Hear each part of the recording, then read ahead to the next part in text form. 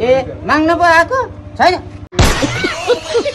भने मात्र त हो नि रियलमा त गर्नु सक्नु पर्यो नि लिस्ट त मन्त्रीजी यो घर जानु पर्ला जस्तो छ है। अनि निश्चित रूपमा जाने भाइ जाउँ न।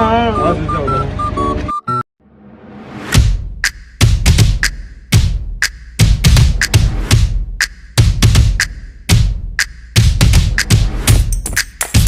त मन्त्रीजी यो घर जानु पर्ला जस्तो छ है। अनि निश्चित रूपमा जाने भाइ जाउँ न।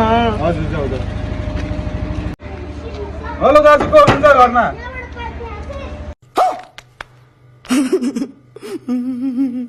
निश्चित रूपमा हामी भोट माग्नु आएको। ए माग्न पो आएको छैन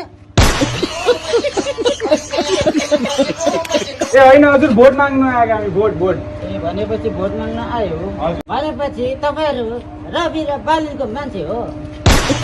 अनि निश्चित रूपमा म पुष्पकमल दाहाल प्रचण्ड मेरो आफ्नै पार्टी छ, म भोट माग्नु आएको। ए आउन त आउनु भएछ छिटै माथि जानु होला।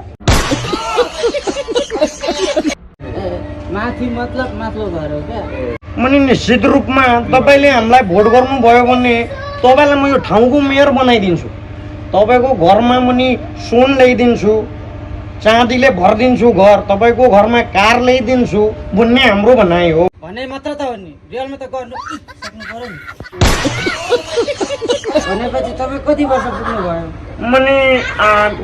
म धेर भएको छैन, म 71 वर्ष पुगेँ। ए भनेपछि त हामी सँगसँगै परेछौँ। वृद्ध भत्ता आउँदैछ कि छैन?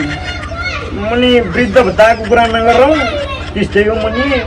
मन्त्रीजी जानु पर्ला अब लिस्टमा अरु भोट चाहिँ हामीलाई गर्नुहोस् भन्ने हाम्रो भनाइ हो। धन्यवाद। भने मात्र त हो नि खोइ हेरौँ।